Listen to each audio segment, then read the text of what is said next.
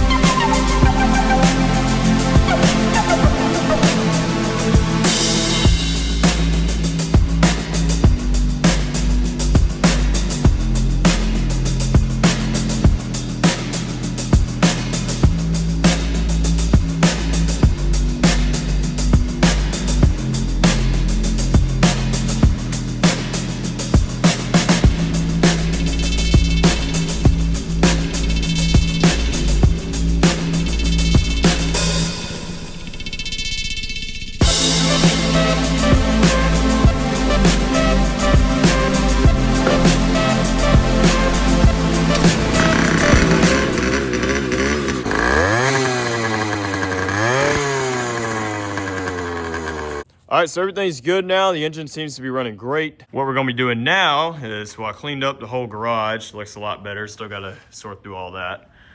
Is we're gonna be mounting the side plastics back on.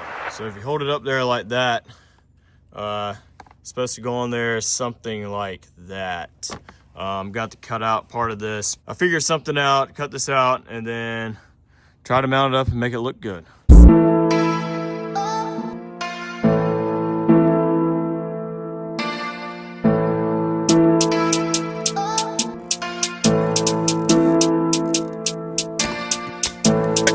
So we got everything on there. I didn't really know how I was going to mount this front part, but it all just kind of came to me. I had to use zip ties because that was the easiest thing to do without severely permanent modifications. I still want to be able to remove this if I have to. You can still access and service the motor pretty easy. On the bottom down here, got a piece of 3/8 fuel hose. Put it there, right to the other side, so that way the bottoms can have some support. I mean, it can still slide a little bit, but you know, the steering and all that clears it pretty good. I mean, I think this thing turned out awesome. It looks so factory.